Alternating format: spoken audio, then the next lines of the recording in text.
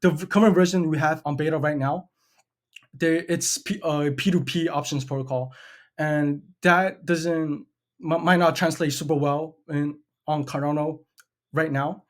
And so we're actually building a AMM powered options protocol, and that should be coming out this week actually.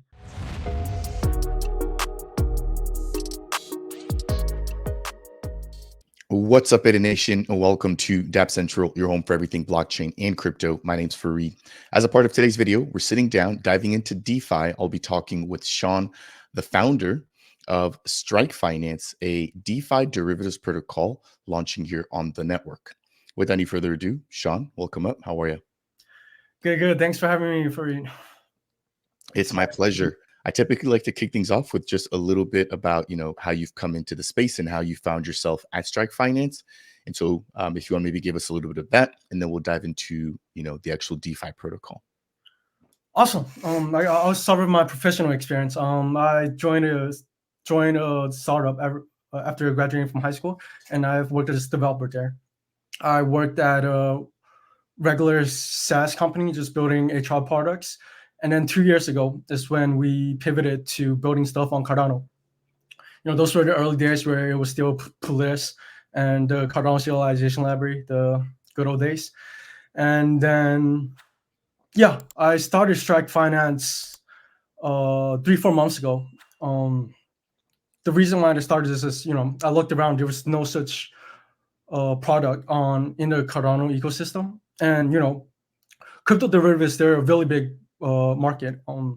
Traditional centralized exchanges, they account for more than 95% of crypto derivatives, the crypto derivatives trading volume.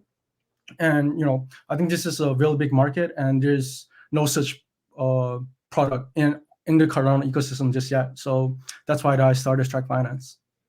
Nice. And we'll dive into the different type of services and derivatives you guys offer here in just a moment. But maybe just more generally speaking, do you mind giving us an overview of what Strike Finance is and why Cardano? Yeah. So Strike Finance, we offer derivatives trading on Cardano. We offer 3 different types of derivatives trade: options contract, forwards contract, and perpetuals contract. As for why Cardano, I guess this is what drew me into Cardano at first, is just, the community where we share the same vision. We, funny enough, I think a lot of us actually came to Cardano through Charles Hoskinson's whiteboard video. And, the community is really what made me stay here. And of course, also the tech, the decentralization of Cardano, and it's what kept me here. Perfect. All right. Thank you. Now, the first time that you and I chatted, we basically walked through each of the offerings and you sort of broke it down very, very well. I think that'd be super beneficial for the viewers as well. So could we maybe get a walkthrough and an explanation of what options are? And then the same thing for the forwards and the perpetuals. Awesome. Yeah. So an options contract allows you to buy or sell an asset at a predetermined price within a time period. So, for example, you can buy an options contract where it allows you to buy ADA at 50 cents within a 1-month period. In 2 weeks, ADA rises to, let's say, 60 cents. Since you hold this options contract, you can still buy at 50 cents, which is 10 cents below market value. And the thing about the options contract is you don't have to actually exercise the contract. If, let's say, ADA doesn't rise to 60 cents, it actually drops to, let's say, 40 cents. You don't actually have to exercise this contract. You can, just hold it. And that brings me on to forwards contract. And in a forwards contract, the exchange of asset must happen. So no matter what the price of ADA is, at the exercise state, you must exchange the asset. So those are options and forwards contract. A perpetual contract allows you to take 2 positions, a long or short position on an asset. When you take a long position on an asset, if the asset rises in value, you gain a profit. When you take a short position on an asset and it drops down in value, you gain a profit. the thing of the main, I think what attracts a lot of people to a perpetual contract is that you can hold that position indefinitely. So you can hold that position forever, and if the asset keeps on rising in price, you'll gain a profit essentially forever. One, I'll also like to add to perpetual contract, you can also borrow additional funds to increase your position, and that's what you typically call leverage, and we will also offer that too. So those are options, forwards, and perpetual contracts. Solid job. This time I didn't bother you with all of the interruptions like the first time we chatted. I do want to also highlight, though, the risk, because these are new trading tools, new techniques. And for a lot of people, they're just used to just good old fashioned swaps, right? I have Yeah. one asset, I'm just swapping it for another asset in hopes that whatever I'm swapping into goes up in value against ADA or the dollar or Bitcoin or whatever. From a risk profile view, can you break down, for all three of those products, where the risk lies and how that risk comes about, if you don't mind? For example, we discussed, I know, the premiums on options. Could you maybe highlight things like that as well? Yeah, the risk of with an options contract is if the asset doesn't move in your direction. Let's say you buy an options contract, where you get to buy ADA at 50 cent. Like I highlighted before, it doesn't the market price of ADA doesn't go higher than 50 cent. It actually stays at like 40 cent. The risk there is you bought a premium to buy that for that options contract, and let's say the options contract is 100 ADA for 50 cent. You brought a premium of, let's say, $10 to buy that contract, and ADA doesn't rise above 50 cent within that 1 month period. You essentially just lost the $10 that you spent on premium. So that's the risk with an options contract. And for forwards, like I said before, it's the exchange of assets must happen. So the risk here is you don't actually have to pay a premium to enter a forwards contract, but if the asset doesn't move in your direction, you still have to exchange the asset on the exercise date. So those are the risks with options and forwards. As for perpetuals, the main risk with perpetuals is when you use leverage. When you use leverage, there's something called maintenance margin, and whenever your position falls below that maintenance margin, all your assets will be liquidated, no matter how much it is. And in the crypto market, assets move, fluctuates a lot. It's super volatile, and when you pair that up with leverage, and when your position falls below that maintenance margin, you get liquidated. It's pretty painful. It comes with, of course, a lot of risk. With a lot of risk, it comes with a lot of potential rewards. Yeah, yeah, and that's also a piece that we spoke about, right? While there's the opportunity to lose big, there's also the opportunity to win big. Now, I think it's obviously easier for people to focus on the winning, but not necessarily managing risk. And I watch a lot of experienced traders, and like they basically say, it's not it's not a game of making money. It's a game of like being able to hedge against to sort of stay in the fight long enough. So I do appreciate you breaking all of that down. Now, let's jump into some of the technicals here. We'll come back to the security and the audits in a second, but like Yeah. from a roadmap perspective, I know you guys have something already on the test net. Can you Mhm. break down what's available on the test net and then how people can get access to that right now?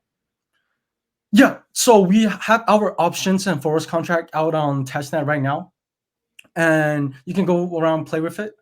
Uh, the perpetuals, the small contract of it, it's done, but we are still working out the front ends and connecting it with the small contracts.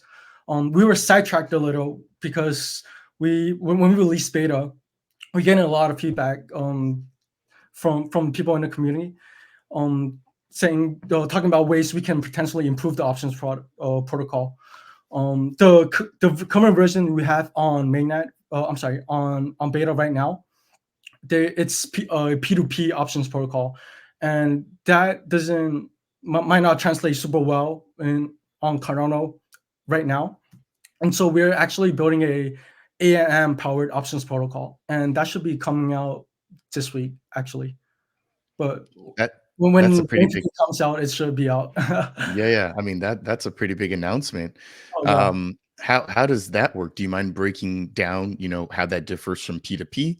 Because again, a lot of this is brand new, and I'm not a seasoned trader. I've traded options in Mhm. all of that. I've done regular trading. I understand leverage, but could you break down the AMM and how that ties into options, forwards, and perpetuals? Yeah, yeah. First, the AM will not be with for the forwards, uh, and AM works. It's similar to how it is how dexes most dexes on Cardano work. People can provide liquidity to us, and we will market make on their behalf for the options contracts. So let's say you deposit, you will provide some liquidity to our pool. We will determine the best price to buy or sell an asset at, and we will market make for you on behalf. And when you provide liquidity, you will earn a percentage of the revenue driven by created by the protocol. Noted. I appreciate that. Um, One thing we haven't discussed yet is the team and sort of who's actually bringing this to life. Do you mind breaking that down for us? Yes, yes, yes, yes. So there's currently 3 team members. Uh, I I mainly focus on the smart contract and the back end stuff. Our other developer focuses on the front end, and we have one more person working on UI UX designs, our marketing, social media, tweeting, replying back to people, reaching out to people. We're a pretty lean team, and I think it's good to stay lean early on. We don't want to, hire a bunch of people, burn a bunch of money early on before we, actually start earning some revenue. Thank you. And I'll just take a second here just to quickly highlight as well for anybody who wants to maybe dive into some of the details here. You guys do have an official light paper available that's on Medium. So check out the links down below if you guys want to really begin to dive into sort of the technical details about how this protocol will function, the team, the different products, the offerings, the roadmap, etc. That said, how does this platform aim to basically stay alive, right? Because you guys have to earn revenue some way. So I'd love to hear a little bit about tokenomics and sort of different revenue sources you guys are planning on taking advantage of in order to stay profitable as a platform. Awesome. Yeah. So we're a trading platform. We will be charging fees every time somebody places a trade on our protocol on our platform, and well, we haven't exactly worked out how we want to price each trades just yet. We want to just release this. Uh, but I would say just for the options contracts, we are thinking of charging a percentage fee because even heavy options contract users, they don't place more than 10. They won't place like 5-10 trades a day. They might place like 5-10 trades in a month. So for option contract, I think it makes sense for us to charge a percentage fee of the contract. And for the forwards, we will probably charge a percentage fee as well. For the perpetuals, we will probably just charge a base fee. Got it. Got it. Now, there's also been a release of what appears to be some tokenomics. So I'd love to hear about, what the plans are for the Strike Finance token, how it plays a part in the ecosystem, and potentially when this will be on the market. Yes. So right now we have 4 main utilities for the Strike token. That The first one is when you use the strike token as a additional collateral, not the sole collateral, as an additional collateral, you will earn a discounted fee. And when you use strike token as an additional collateral, if it gets liquidated, it'll get burned. The second utility is it will be used for staking. So when you stake the strike tokens, you'll earn a percentage of the protocol fees generated. And another one is governance. When you hold strike tokens, you'll be able to vote on future directions of the protocol, and as well as and the final one is a discounted trading fee. I want to mention that the discounted trading fee can be stacked on top of when using strike as an additional collateral, so you can get 2 times the discounted fees. Got it. Thank you. Now, there's also the tokenomics breakdown here. Do you mind maybe kind of walking us through why, maybe the total number and then the different allocations here? Yes. So it doesn't make sense for us to go with a super high token numbers. So I think 25 million is just the right number. We don't need 101 billion tokens, and we decided we think it's good to have a large percentage of it in the token cell.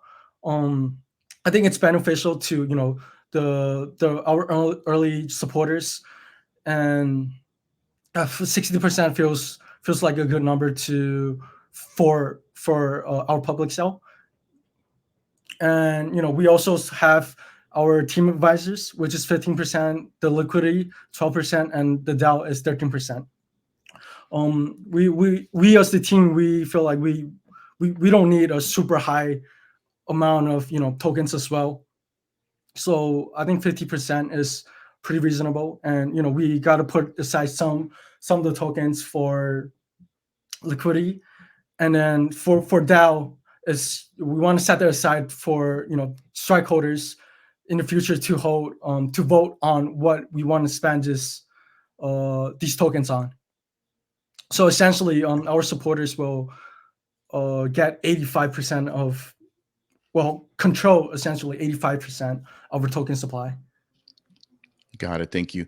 Now, again, for the viewers, the tokenomics breakdown highlights vesting, emissions. One piece that I definitely have to touch on is the TGE, or the actual token generation event.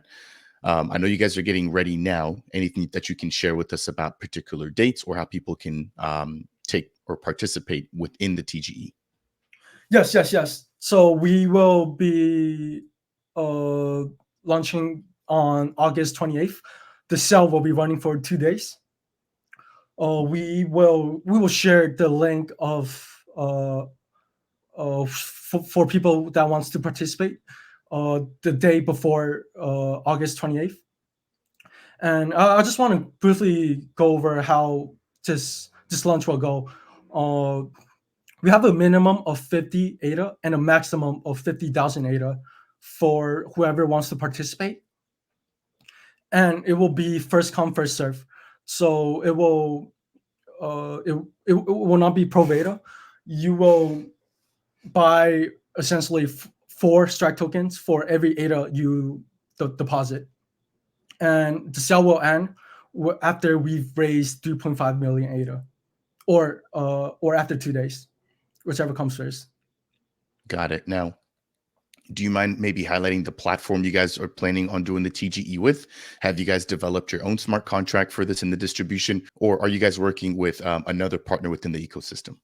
We'll be launching this on our own platform, and on the date of the launch, we'll be uploading everything that we're using on GitHub, so for whoever wants to participate to see. Got it. I appreciate that. Let's see here. So we've discussed Strike Finance, the different types of options, forwards, and perpetuals, the roadmap, tokenomics, and the team. I'm wondering if there's anything that we may have missed that you want to highlight or at least share with the community here today. I think we pretty much covered most of the things we want to talk about. Now, and I've got a question, maybe sort of to end us out here. We've talked about, where you come from, where you currently are. Yeah. What's next for Strike Finance? So maybe a year from now, let's say you guys have matured as a protocol. What is sort of like your grand vision for this particular DeFi platform? Yeah, we want to tackle the traditional centralized markets. Like I mentioned at the start of this interview, the traditional decentralized exchanges, they account for more than 95% of crypto derivatives trading, and it's a billions of dollars in volume every day in the centralized markets. It's a really big market, and for right now we're building on Cardano, and essentially in the future we want to support uh, people from other blockchains, people that doesn't have a wallet. So, but the core infrastructure, the smart contracts, will still be built on Cardano. But we want to allow people from other chains, people that doesn't, that doesn't have a blockchain background, to participate in our protocol. So that's our grand vision for 1 year from now, expanding it to a bigger market. Nice, nice, nice. Ladies and gentlemen, I believe that will do it here. We've got Sean, the lead and founder of Strike Finance, a DeFi and derivatives protocol here launching on Cardano. Again, I'll leave the links to everything that he's discussed down below. The official website is available at strikefinance.org. If you, the viewer, found any portion of today's video to be helpful, I'd appreciate you if you could smash that thumbs up. It's one of the best ways to support me here as a content creator. Not only does it help to spread this within the ecosystem, it also helps to let others outside know what's going on. If you guys want more content just like this, consider subscribing to Dapp Central. And last but not least, if you have any questions for me or Sean about Strike Finance or Cardano, right, or just even DeFi in general, then make sure to leave a comment down below. That said, and as always, we'll see you guys in the next video. Cheers, everybody.